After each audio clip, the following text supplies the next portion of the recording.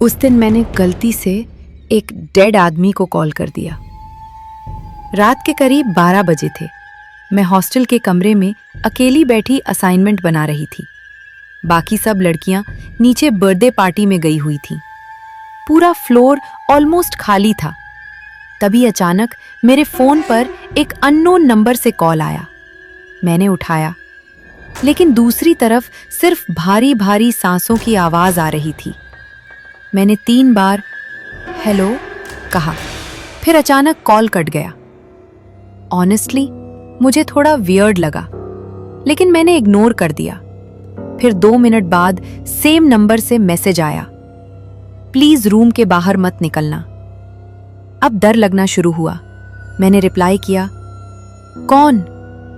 लेकिन कोई जवाब नहीं आया। तभी बाहर कॉरिडोर में किसी के चलने की आवाज आने लगी, धीरे धीरे, ठक ठक ठक, जैसे कोई बहुत धीरे चलते हुए मेरे रूम के पास आ रहा हो। मेरा दिल जोर जोर से धड़कने लगा। मैंने तुरंत डोर लॉक चेक किया, लॉक्ड था। लेकिन अगले ही सेकंड मेरे दरवाजे के नीचे से किसी ने एक फोल्डेड पेपर अंदर स्लाइड किया। मेरे हाथ कांपने लगे। मैंने पेपर खोला। उसमें सिर्फ एक लाइन लिखी थी, विंडो के पास मत जाना। अब मेरी हालत खराब हो चुकी थी। मैंने तुरंत अपनी दोस्त को कॉल लगाया, लेकिन नेटवर्क नहीं। तभी मेरे कमरे की खिड़की पर किसी ने धीरे से नॉक किया, टक टक टक, और मेरा रूम 3rd फ्लोर पर था। मेरी सांस रुक गई। मैं स्लोली पीछे हटने लगी। तभी फोन फिर बजा, वही अननोन नंबर। मैंने कांपते हुए उठाया।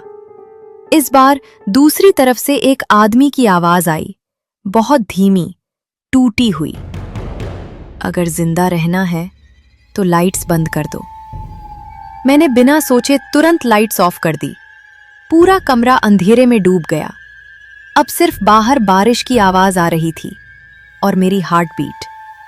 तभी कॉरिडोर में किसी के दौड़ने की तेज आवाज आई।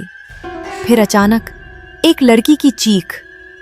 पूरा हॉस्टल गूंज गया। मैं डर के मारे बेड के नीचे छुप गई। करीब 15 मिनट बाद बाहर सब शांत हो गया। फिर हॉस्टल वार्डन ने डोर्स नॉक करने शुरू किए। जब मैंने डोर खोला, पूरा कॉरिडोर पुलिस से भरा हुआ था और सामने फ्लोर पर खून फैला हुआ था। पता चला एक आदमी हॉस्टल में घुस आया था। वो गर्ल्स के रूम्स के बाहर घूम रहा था और जिस रूम की लाइट्स ऑन थीं, वो वहीं जाने वाला था। लेकिन समहो वो मेरे रूम तक नहीं आया। मैं अभी भी शॉक में थी। तभी मुझे उस अननोन कॉलर की याद आई। मैंने तुरंत पुलिस को नंबर दिखाया। ऑफिसर ने नंबर देखते ही मेरा फोन नीचे कर दिया और कुछ सेकंड्स चुप रहने के बाद बोला, ये पॉसिबल नहीं है। मैंने घबरा कर पूछा, क्या? ऑफिसर धीरे से बोला, ये नंबर हमारे एक्स सिक्योरिटी गार्ड का है। मैंने कहा, तो? उसकी अगली बात सुनकर मेरे पैरों तले जमीन खिसक गई। उसकी मौत 6 महीने पहले इसी हॉस्टल में हुई थी।